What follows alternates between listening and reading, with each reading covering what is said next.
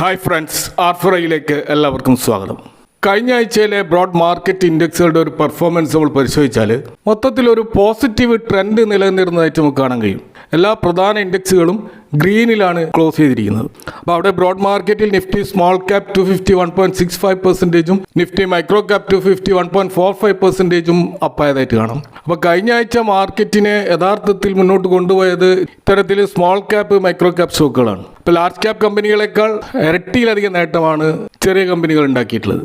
അപ്പോൾ അവിടെ നമുക്ക് മനസ്സിലാക്കാൻ കഴിയുന്നത് ഇൻവെസ്റ്റേഴ്സിന് റിസ്ക് എടുക്കാനുള്ള താല്പര്യം കൂടിയെന്നും ബ്രോഡർ മാർക്കറ്റിൽ ശക്തമായ ഒരു ഫണ്ട് ഫ്ലോ ഉണ്ടെന്നുമാണ് ഇത് കാണിക്കുന്നത്. അതേപോലെ തന്നെ ലാർജ് ക്യാപ് സ്റ്റോക്കുകൾ ഉൾക്കൊള്ളുന്ന നിഫ്റ്റി 50 ഏകദേശം 1% അടുത്ത് ഒരു നേട്ടം ഉണ്ടാക്കിയിട്ടുണ്ട്. അവിടെ IT സെഗ്മെൻറ്റിലുള്ള ഹെവി വെയ്റ്റ് സ്റ്റോക്കുകളും അതുപോലെ തന്നെ റിലയൻസിൻ്റെയും മുന്നേറ്റമാണ് നിഫ്റ്റിയെ ഈ രീതിയിൽ പോസിറ്റീവ് ക്ലോസ് ചെയ്യാൻ സഹായിച്ചത്. അതുപോലെ നിഫ്റ്റി മിഡ് ക്യാപ് 150 നേട്ടത്തിൽ തന്നെയാണ് അവസാനിപ്പിച്ചതെങ്കിലും സ്മോൾ ക്യാപ്പുമായി താരതമ്യം ചെയ്യുമ്പോൾ മുന്നേറ്റം അല്പം കുറവായിരുന്നു. അപ്പോൾ മിഡ് ക്യാപ് സ്റ്റോക്കുകളിൽ ഒരു പ്രോഫിറ്റ് ബുക്കിംഗ് ഉണ്ടായിരുന്നു. അതുപോലെ നിഫ്റ്റി നെക്സ്റ്റ് 50 ആണ് കഴിഞ്ഞ ആഴ്ച ഏറ്റവും കുറഞ്ഞ പ്രകടനം കാഴ്ചവെച്ചത്.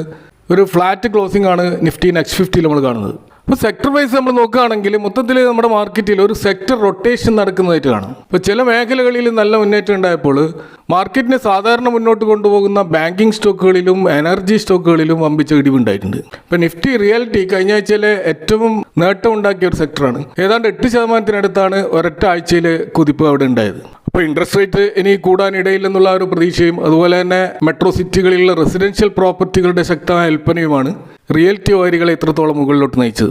അതുപോലെ തന്നെ നിഫ്റ്റി ഫാർമ നല്ല നേട്ടം ഉണ്ടാക്കിയിട്ടുണ്ട്. അപ്പോൾ US മാർക്കറ്റിൽ നിന്നുള്ള അനുകൂലമായ പല ഘടകങ്ങളും ഫാർമയെ മുന്നോട്ട് നയിക്കുന്നുണ്ട്. അതുപോലെ PSU കമ്പനികളിൽ നേരിയൊരു തിരിച്ചുവരവ് നമുക്ക് കഴിഞ്ഞ ആഴ്ച കാണാൻ കഴിഞ്ഞു. എന്നാൽ FMCGയിലും അതുപോലെ തന്നെ നിഫ്റ്റി മെറ്റൽ അതുപോലെ നിഫ്റ്റി ITയിലൊക്കെ ഒരു മിതമായിട്ടുള്ള ഒരു മുന്നേറ്റം മാത്രമേ നമുക്ക് മൊത്തത്തിൽ കാണാൻ കഴിയുന്നുള്ളൂ. ഇപ്പോൾ ജൂൺ മാസത്തെ വാഹന വിൽപ്പനയുടെ കണക്കുകൾ നല്ല രീതിയിൽ വന്നിട്ടും ഓട്ടോ സെക്ടറിൽ വലിയ ചലനം ഉണ്ടായിട്ടില്ല. അവിടെ ഒരു ഫ്ലാറ്റ് ആയിട്ടുള്ള ക്ലോസിംഗ് ആണ് ഉണ്ടായത്.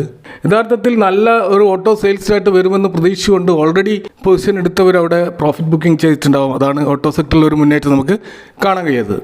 അപ്പോൾ കഴിഞ്ഞ ആഴ്ച മാർക്കറ്റിൽ ഏറ്റവും വലിയ തിരിച്ചടി നേരിട്ടത് ബാങ്കിങ് മേഖലയ്ക്കാണ്. പ്രത്യേകിച്ച് PSU ബാങ്കുകളിൽ നല്ല പ്രോഫിറ്റ് ബുക്കിംഗ് ഉണ്ടായിരുന്നു. അപ്പോൾ ഇനി വരാൻ പോകുന്ന ജൂലൈ 6 മുതൽ 10 വരെയുള്ള ആ ഒരു ആഴ്ച ഇന്ത്യൻ മാർക്കറ്റിനെ സ്വാധീനിക്കാൻ സാധ്യതയുള്ള പ്രധാന ഘടകങ്ങൾ നമ്മൾ നോക്കിക്കഴിഞ്ഞാൽ നിലവിലിപ്പോൾ ബ്രന്റ് ക്രൂഡ് 72 എന്ന പ്രൈസ് റേഞ്ചിലാണ് ട്രേഡ് ചെയ്യുന്നത്. അപ്പോൾ അന്താരാഷ്ട്ര മാർക്കറ്റിൽ ഈ രീതിയിൽ അത് സ്റ്റേബിളായിട്ട് നിൽക്കുന്നത് ഇന്ത്യൻ മാർക്കറ്റിനെ സംബന്ധിച്ചിടത്തോളം വളരെ പോസിറ്റീവാണ്. അപ്പോൾ US ഇറാൻ ചർച്ചകൾ പുരോഗമിക്കുന്നത് കൊണ്ടാണ് ഈ വില കുറയാൻ കാരണം. എന്നാൽ അവിടെ ഇറാൻ്റെ പരമോന്നത നേതാവായിട്ടുള്ള ആയത്തുള്ള അലി ഖമേനിയുടെ സംസ്കാര ചടങ്ങുകൾ അടുത്ത ആഴ്ച നടക്കുകയാണ്. ഇപ്പോൾ ഫെബ്രുവരിയിൽ നടന്ന ആ ഒരു എയർ സ്ട്രൈക്കിൽ അദ്ദേഹം കൊല്ലപ്പെട്ടെങ്കിലും ഇപ്പോൾ യുദ്ധ സാഹചര്യങ്ങൾ കാരണം നീണ്ടുപോയ ചടങ്ങുകൾ ജൂലൈ 3 മുതൽ ജൂലൈ 9 വരെ വിവിധ ഇറാനിയൻ സിറ്റികളിലായിട്ടാണ് ക്രമീകരിച്ചിരിക്കുന്നത്. അപ്പോൾ ഈ ഖമേനിയുടെ ഈ സംസ്കാര ചടങ്ങുകൾ ചരിത്രത്തിലെ ഏറ്റവും വലിയ ഒരു ജനപങ്കാളിത്തമുള്ള ഒന്നാക്കി മാറ്റാനാണ് ഇറാൻ ശ്രമിക്കുന്നത്. ഇപ്പോൾ ഇറാൻ അധികൃതരുടെ ഒരു ഒഫീഷ്യലായിട്ടുള്ള കണക്കൂട്ടൽ അനുസരിച്ചിട്ട് 1 കോടി മുതൽ 2 കോടി വരെയുള്ള ആളുകൾ ഒരാഴ്ച നീണ്ടു നിൽക്കുന്ന ഈ ചടങ്ങുകളിൽ പങ്കെടുക്കുമെന്നാണ് കരുതുന്നത്. അതുപോലെ ഏഷ്യ, യൂറോപ്പ്, മിഡിൽ ഈസ്റ്റ് തുടങ്ങി 100ലധികം രാജ്യങ്ങളിൽ നിന്നുള്ള പ്രതിനിധികളും നയതന്ത്രജ്ഞരും ഈ ചടങ്ങിൽ പങ്കെടുക്കുന്നുണ്ട്. Iran president Masoud Pezeshkian Indian പ്രധാനമന്ത്രി നരേന്ദ്രമോദിയെ ചടങ്ങിലേക്ക് നേരിട്ട് ക്ഷണിച്ചിരുന്നെങ്കിലും ഇന്ത്യ തങ്ങളുടെ വിദേശകാര്യ സഹമന്ത്രിയുടെ നേതൃത്വത്തിലുള്ള ഒരു ഔദ്യോഗിക ഉന്നതതല പ്രതിനിധി സംഘത്തെയാണ് ഇറാനിലേക്ക് അയച്ചിട്ടുള്ളത്. അപ്പോൾ ഈ ഒരു വിലാപയാത്രക്കിടെ ടെഹ്റാനിൽ വലിയ രീതിയിലുള്ള പ്രതികാര മുദ്രാവാക്യങ്ങളും US ഇസ്രായേൽ വിരുദ്ധ പ്രസ്താവനകളും വരുന്നുണ്ട്. ഇത് വരും ദിവസങ്ങളിൽ ഏതെങ്കിലും വിധത്തിലുള്ള ഒരു ജിയോ പൊളിറ്റിക്കൽ ടെൻഷൻ, ആ ഒരു പിരിമുറുക്കം കൂട്ടുമോ എന്ന് സ്വാഭാവികമായിട്ടുള്ള ഒരു ആശങ്ക മാർക്കറ്റിലുണ്ട്. എന്നാൽ ഈ ചടങ്ങുകൾ നടക്കുന്ന ഈ ഒരാഴ്ചക്കാലം ഹോർമസ് കടലിടുക്കിലും അതുപോലെ പശ്ചിമേഷ്യയിലും ഇരുപക്ഷവും വെടിവെപ്പ് നടത്തില്ലെന്ന് ട്രംപ് വ്യക്തമാക്കിയിട്ടുണ്ട്. ഏതായാലും സമാധാനപരമായിട്ട് ഈ ചടങ്ങുകൾ നീങ്ങുമെന്ന് നമുക്ക് പ്രതീക്ഷിക്കാം. ഇത് നമ്മൾ ഇന്റർനാഷണൽ ഗോൾഡ് പ്രൈസിലേക്ക് വന്നാൽ അതിപ്പോൾ 4174 എന്നൊരു റേഞ്ചിലാണ് ഡോളർ പെർ ഔൺസ് കാണുന്നത്. അപ്പോൾ ഈ ഡോളറിൻ്റെ പ്രൈസ് 4000, 4100 ഈ ഒരു റേഞ്ചിൽ തുടരുന്നത് അതിൻ്റെ ഒരു ശക്തമായ ഒരു സപ്പോർട്ട് ലെവലായതുകൊണ്ടാണ്. അപ്പോൾ വില ഈ നിലവാരത്തിലേക്ക് താഴുന്ന അവസരങ്ങളിലൊക്കെ ലോങ് ടേം ഇൻവെസ്റ്റേഴ്സ് സ്വർണം വാങ്ങിക്കൂട്ടാൻ താല്പര്യം കാണിക്കുന്നതായിട്ടാണ് നമ്മൾ കാണുന്നത്. അപ്പോൾ അതുകൊണ്ടാണ് വീണ്ടും വലിയ ഇടിവിലേക്ക് പോകാതെ അവിടെ തടയിടപ്പെടുന്നത്. ഇപ്പോൾ കഴിഞ്ഞ ആഴ്ച വന്നിട്ടുള്ള US ജോബ് ഡാറ്റ അതാണ് ഈ സ്വർണ്ണവിലയിലേക്ക് ഒരു തിരിച്ചുവരവിന് പ്രചോദനമേകിയത്. കാരണം ഡോളർ ഇൻഡെക്സ് 101 നിന്ന് 100ലേക്ക് താഴ്ന്നിരുന്നു. അപ്പോൾ ഡോളർ ദുർബലമാകുമ്പോൾ അന്താരാഷ്ട്ര മാർക്കറ്റിൽ സ്വർണം വാങ്ങുന്നത് കൂടുതൽ ലാഭകരമാകുന്നതുകൊണ്ട് തന്നെ സ്വർണത്തിൻ്റെ ഡിമാൻഡ് വരും. കൂടാതെ പലിശ നിരക്ക് കൂട്ടുകയില്ല എന്നുള്ള ഒരു കോൺഫിഡൻസ് ഇപ്പോൾ മാർക്കറ്റിലുണ്ട്. അതിൻ്റെ അടിസ്ഥാനത്തിൽ ബോണ്ടുകളിൽ നിന്നുള്ള വരുമാനം കുറയും. അപ്പോൾ അതുകൊണ്ട് തന്നെ ഇപ്പോൾ ഇൻവെസ്റ്റേഴ്സ് സ്വർണത്തിലേക്കും ഈക്വിറ്റികളിലേക്കും അവരുടെ ചുവട് മാറ്റാൻ ഇത് കാരണമാകുന്നുണ്ട്. അപ്പോൾ നെക്സ്റ്റ് വീക്ക് മറ്റൊരു പ്രധാനപ്പെട്ട ഒരു ഇവന്റ് US വരുന്നത് ഫെഡ് മിനിറ്റ്സ് ആണ്. കഴിഞ്ഞ ജൂണിൽ നടന്ന USന്റെ FOMC മീറ്റിംഗിന്റെ വിശദ വിവരങ്ങൾ അടങ്ങിയ ആ ഒരു മിനിറ്റ്സ് ജൂലൈ 8 ബുധനാഴ്ചയാണ് പുറത്തുവിടുക. അപ്പോൾ പലിശ നിരക്കുകളെ സംബന്ധിച്ചും വരാനിരിക്കുന്ന പോളിസികളെക്കുറിച്ചും ഫെഡ് അംഗങ്ങളുടെ ഒരു നിലപാടറിയാൻ മാർക്കറ്റിന് ഇത് സഹായിക്കും. അപ്പോൾ ജൂലൈ 28-29 തീയതികളിൽ നടക്കാനിരിക്കുന്ന അടുത്ത ഫെഡ് മീറ്റിംഗിന് മുന്നോടിയായിട്ട് മാർക്കറ്റിൽ ഇത് ഒരു സ്വാധീനം ചെലുത്തിയേക്കാം.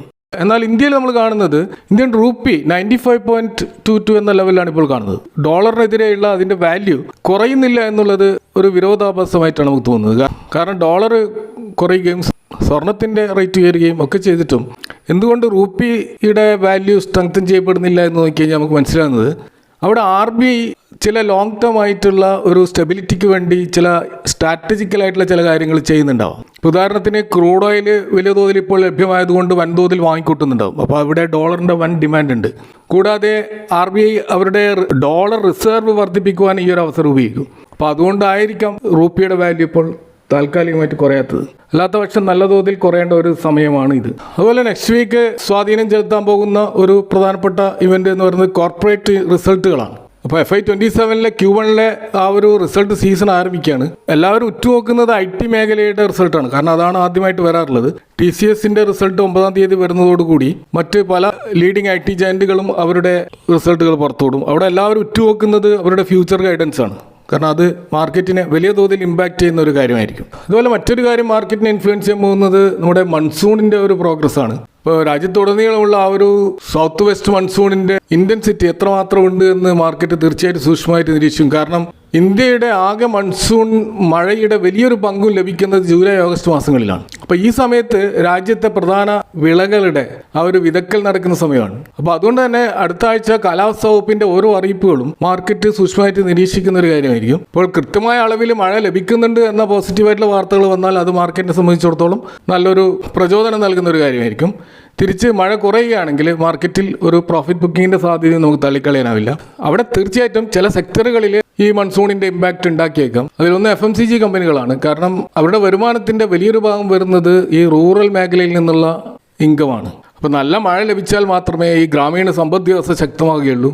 കൂടാതെ ഓട്ടോ മേഖലയിലുള്ള ഈ ട്രാക്ടറുകളും അതുപോലെ തന്നെ 2 വീലേഴ്സും അത് നിർമ്മിക്കുന്ന കമ്പനികളും തീർച്ചയായിട്ടും ഈ മൺസൂണിന്റെ ഇമ്പാക്റ്റ് ഉണ്ടാക്കാൻ സാധ്യതയുള്ള സ്റ്റോക്കുകളാണ്. ഉദാഹരണത്തിന് മഹീന്ദ്ര എസ്കോർട്സ്, ഹീറോ മോട്ടോകോപ്പ് പോലെയുള്ള സ്റ്റോക്കുകൾ ഈ ഒരു സാഹചര്യത്തിൽ ശ്രദ്ധിക്കപ്പെടുന്ന സ്റ്റോക്കുകളാണ്. അതുപോലെ തന്നെ നല്ല മഴ പെയ്യുന്നത് ഫെർട്ടിലൈസേഴ്സും കെമിക്കൽ സ്റ്റോക്കുകളിലും അത് പോസിറ്റീവാണ്. പ്രത്യേകിച്ച് കോറമണ്ടൽ ഇന്റർനാഷണൽ, ചമ്പാൽ ഫെർട്ടിലൈസേഴ്സ് പോലെയുള്ള സ്റ്റോക്കുകളിൽ അതൊരു ഇമ്പാക്റ്റ് ഉണ്ടാക്കും. അതുപോലെ തീർച്ചയായിട്ടും നെക്സ്റ്റ് വീക്ക് നമ്മൾ ശ്രദ്ധിക്കേണ്ട മറ്റൊരു കാര്യം FIIsന്റെ ആക്ടിവിറ്റിയാണ്. കാരണം ലാസ്റ്റ് ട്രേഡിംഗ് ഡേയിൽ അവർ വളരെ പോസിറ്റീവായിട്ടുള്ള ഒരു ബൈയിങ് പൊസിഷനിലേക്ക് വന്നതായിട്ട് കാണാം. അപ്പോൾ അത് തുടരുകയാണെങ്കിൽ മാർക്കറ്റിനെ സംബന്ധിച്ചിടത്തോളം അത് വളരെ പോസിറ്റീവായിട്ടുള്ള ഒരു കാര്യമായിരിക്കും. കൂടാതെ ഗ്ലോബൽ ലെവലിൽ ഇൻട്രസ്റ്റ് റേറ്റ് കുറയാനുള്ള സാധ്യതകൾ തെളിയുന്നത് കൊണ്ട് തന്നെ ഫോറിൻ ഇൻഫ്ലോ ഇന്ത്യയിലേക്ക് വരാനുള്ള സാധ്യതയും അത് തുറന്നിടുന്നുണ്ട്.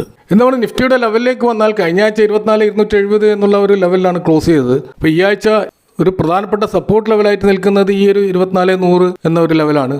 അത് കഴിഞ്ഞാൽ 24,000 അതിശക്തമായിട്ട് അതിൻ്റെ പിന്നാലെ ഉണ്ട്.